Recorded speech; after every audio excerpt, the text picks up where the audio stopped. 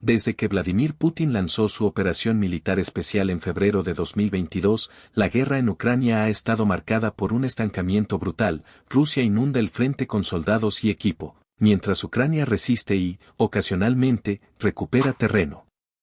Durante casi 30 meses, el conflicto siguió un patrón predecible, en parte porque Ucrania tenía prohibido usar armas occidentales para atacar dentro de Rusia, por temor a una escalada peligrosa en Europa.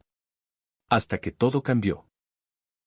En un giro dramático, Joe Biden, respaldado por aliados de la OTAN como el Reino Unido, dio luz verde a Ucrania para atacar directamente en suelo ruso.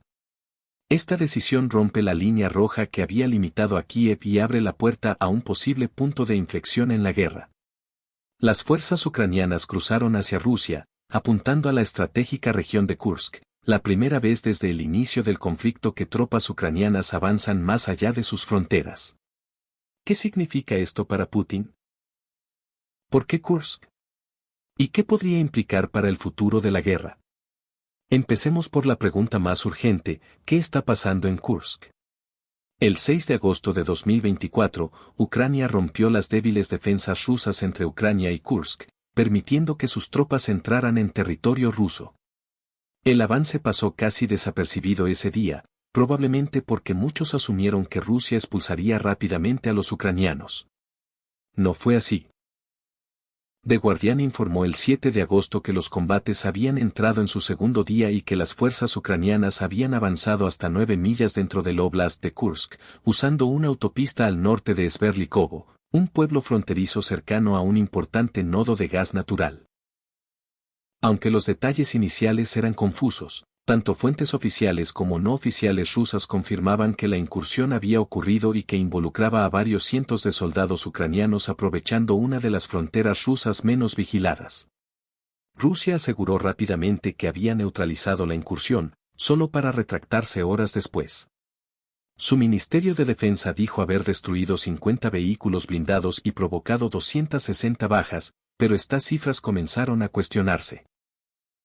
El 8 de agosto, Le Monde informó que en realidad Ucrania había enviado 1.000 soldados, no varios cientos. También aportó más detalles, otros 2.000 soldados permanecieron del lado ucraniano resguardando la zona, mientras 10 tanques y 20 vehículos blindados cruzaban la frontera.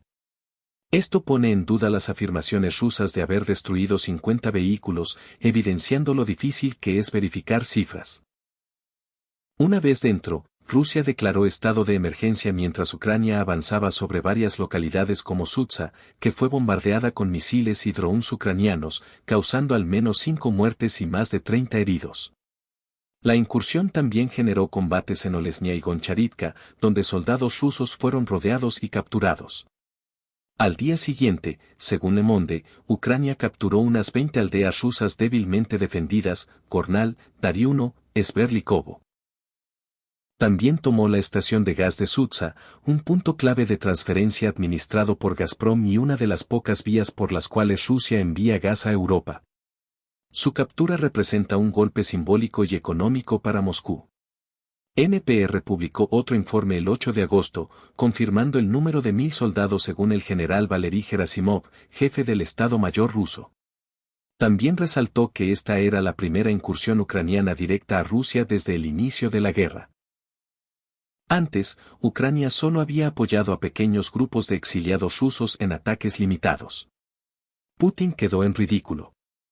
Tras años presentando a Rusia como un gigante imparable ante un enemigo que tarde o temprano colapsaría, ahora tenía que explicar por qué Ucrania había tomado territorio ruso.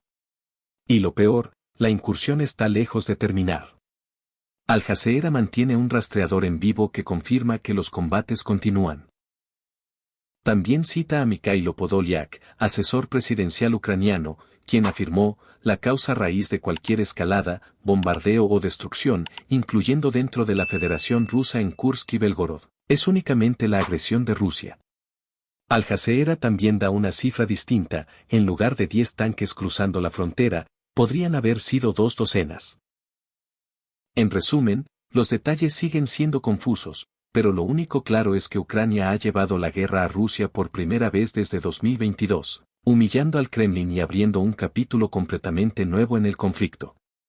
Lo que sí podemos decir con certeza es que Ucrania está en Kursk y ha llevado hasta 1000 soldados a territorio ruso, acompañados por tanques, vehículos blindados, misiles y drones. Han usado estas armas con eficacia. Cerca de 20 pequeñas aldeas rusas parecen estar bajo control ucraniano, aunque sea temporal, junto con una estación de gas clave. Esto nos lleva a una pregunta crucial: ¿por qué Ucrania eligió Kursk? La Casa Blanca también quiere saberlo. El 7 de agosto, el Instituto para el Estudio de la Guerra, ISW, publicó una actualización confirmando que la inteligencia estadounidense indica que Ucrania penetró al menos 2 líneas defensivas rusas y tomó un bastión. Además, imágenes satelitales y videos geolocalizados muestran prisioneros rusos capturados y el control ucraniano de la estación de gas de Sutsa. Estos informes llevaron a Washington a contactar a Kiev. Karine Jean-Pierre, secretaria de prensa, dijo: «Nos comunicaremos con el ejército ucraniano para conocer sus objetivos, insistiendo en apoyar acciones de sentido común para detener los ataques rusos». Ese mensaje sugiere que Estados Unidos no ve la incursión como una amenaza estratégica para la estabilidad regional. Después de todo, Kursk no ofrece un valor militar inmediato. Más allá de la estación de gas, cuya utilidad ha sido limitada desde el inicio de la guerra, el óblast carece de relevancia estratégica. Sus 11.582 millas cuadradas albergan apenas 1.06 millones de habitantes. El terreno montañoso podría ofrecer alguna ventaja táctica, pero difícilmente justificaría enviar solo 1000 soldados si el objetivo fuera capturar el óblast completo. Tampoco su valor agrícola cambia ese cálculo. Entonces, ¿qué pretende Ucrania? Probablemente, Kursk no es el objetivo final. Como explica la BBC, Ucrania podría estar apuntando a Donetsk, un punto de enorme valor simbólico y estratégico para Rusia. Donetsk, corazón del Donbass, ha sido un objetivo central de Putin. Su población tiene un fuerte vínculo cultural con Rusia y allí surgieron las repúblicas populares prorrusas de 2014. Simbólica y militarmente, Donetsk es clave. Por eso Rusia ha concentrado tantas tropas allí, construyendo líneas defensivas masivas y usando bombas planeadoras casi a diario. De ese esfuerzo surgieron victorias como Avdiivka y Bakhmut. Y es aquí donde la incursión en Kursk se vuelve interesante. Según el analista militar Mikhailo Srokeyov, Rusia se vio obligada a redistribuir fuerzas desde Donetsk hacia Kursk. Lo demuestra un dato: han caído significativamente menos bombas planeadoras en Donetsk desde la incursión.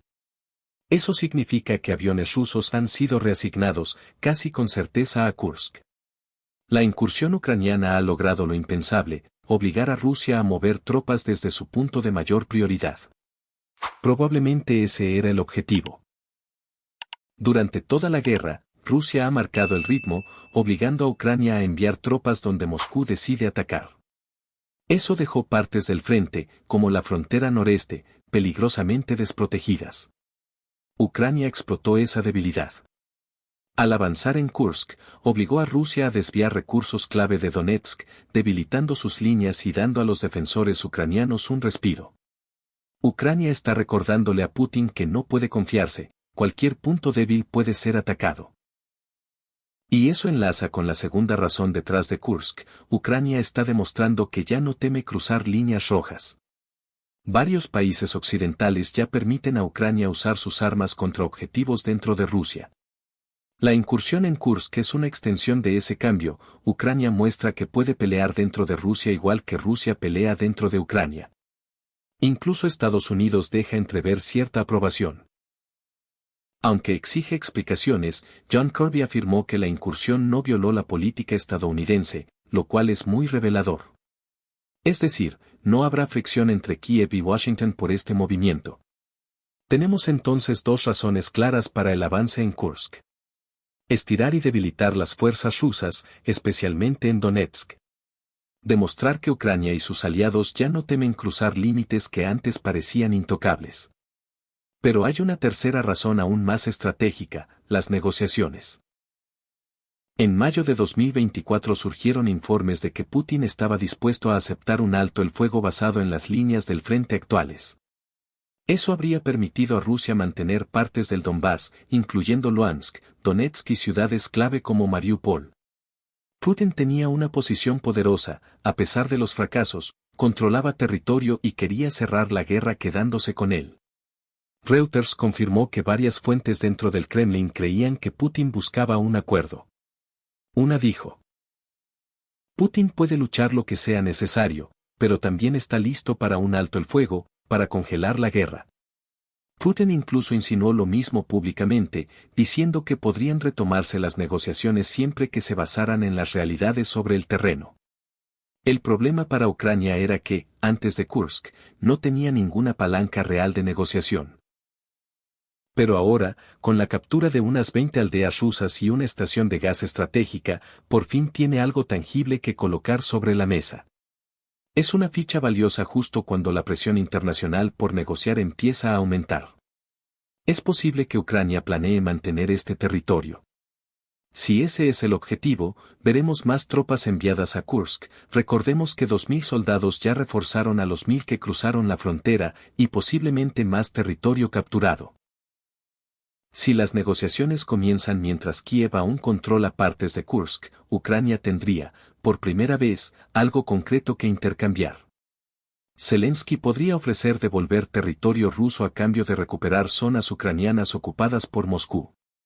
Si Rusia estaría dispuesta a negociar bajo esas condiciones es, por ahora, otra pregunta completamente distinta. Esto nos lleva a la última gran pregunta del video: ¿qué viene después? Primero, la respuesta de Rusia. Tras la incursión, el gobernador regional Alexei Smirnov declaró el estado de emergencia y emitió alertas aéreas.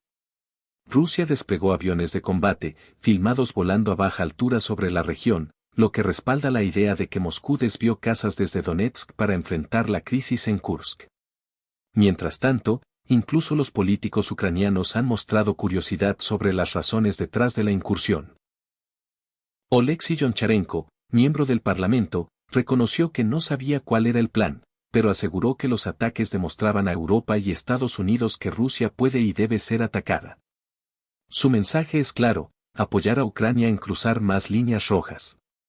No es un punto menor, es la primera vez desde la Segunda Guerra Mundial que territorio ruso es ocupado por una fuerza enemiga.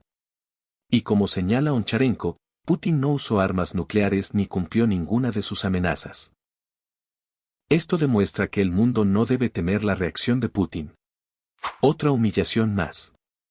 A pesar de sus advertencias, línea roja tras línea roja ha sido cruzada, y ahora tiene soldados ucranianos en su país sin haber cumplido ninguna amenaza nuclear. ¿Por qué?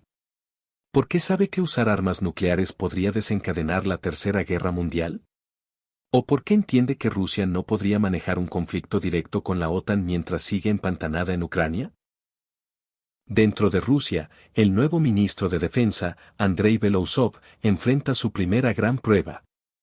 Parte de su estrategia parece alinearse con la propaganda del Kremlin, mientras Putin afirma que los ucranianos están disparando indiscriminadamente contra civiles en Kursk, algo que sigue sin confirmarse.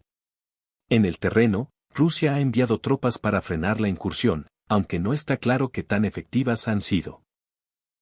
Valery Gerasimov, jefe del Estado Mayor, aseguró que están destruyendo al adversario en zonas adyacentes a la frontera, una frase lo suficientemente vaga como para sugerir que Ucrania aún permanece dentro de Kursk. Lo más revelador es que varios canales proguerra en Telegram contradicen abiertamente la versión oficial. Rybar, uno de los más influyentes, afirma que la situación sigue deteriorándose y que fuerzas ucranianas avanzan hacia varias localidades. Nada de esto está verificado, pero sí muestra la creciente desconfianza interna hacia el gobierno ruso. Entre tanta confusión, lo único claro es que Ucrania sigue en Kursk, aunque la magnitud real de su avance después de tomar varias aldeas y la estación de gas aún no está definida. La incertidumbre aumenta con reportes sobre soldados rusos capturados. The Kiev Independent informó el 9 de agosto que drones ucranianos mostraron a 32 soldados rendidos y otros 8 fuera de cuadro. Como ocurre con tanta información en esta guerra, no puede verificarse de manera independiente. Lo que sí está confirmado es que esta incursión marca un giro estratégico para Ucrania. Durante más de 2 años, Kiev se centró en defender su territorio y desgastar a Rusia, un enfoque devastador para Moscú, según el Ministerio de Defensa ucraniano. Rusia ha perdido 588.540 soldados desde 2022. Pero para Zelensky, ya no basta con resistir, ahora está dispuesto a llevar el combate dentro de Rusia. Ese cambio ya está generando repercusiones. Según la BBC, Ucrania ha intentado fortalecer lazos diplomáticos en África, pero en los últimos días Malí y Níger rompieron relaciones con Kiev tras comentarios de un oficial ucraniano que insinuó, sin pruebas, que Ucrania pudo haber ayudado indirectamente a rebeldes que mataron a decenas de soldados malienses que combatían junto al grupo Wagner. Andriy Yusov sugirió que los insurgentes recibieron la información necesaria para ejecutar el ataque. El resultado fue que Malí, Níger y Senegal cortaron vínculos con Ucrania justo cuando iniciaba la incursión en Kursk. Es posible que Moscú haya presionado a estos gobiernos, todos con estrechos lazos con Rusia, para aprovechar la coyuntura. Kiev, por su parte, calificó la decisión como corta de miras y apresurada. Puede que Ucrania no tenga nada que ver con esas muertes, pero el momento de la ruptura diplomática difícilmente es una coincidencia. En cambio, podríamos estar viendo una vez más la influencia rusa en acción, usando la incursión en Kursk para reforzar la narrativa de que Ucrania es la agresora. El resultado, Ucrania pierde 3 posibles aliados africanos, o al menos, 3 relaciones que pudo haber fortalecido, y Rusia suma una pequeña victoria propagandística. Esto, por supuesto, es especulación. Pero demuestra que el nuevo enfoque ofensivo de Ucrania puede generar repercusiones mucho más amplias que el propio campo de batalla. Lo que sí es un hecho es que nada de lo que está pasando encaja en el plan original de Moscú. La operación militar especial debía ser rápida, contundente y demostrar al mundo el poderío ruso. En cambio, Rusia está empantanada en una guerra larga que ha costado cientos de miles de vidas, cantidades inmensas de equipo militar y, ahora, incluso una porción, por pequeña que sea, de su propio territorio. El plan está fallando. Y con eso, te preguntamos, ¿qué piensas de la incursión ucraniana en Kursk? Déjanos tus ideas en los comentarios. No olvides suscribirte al canal, subimos contenido nuevo todos los días.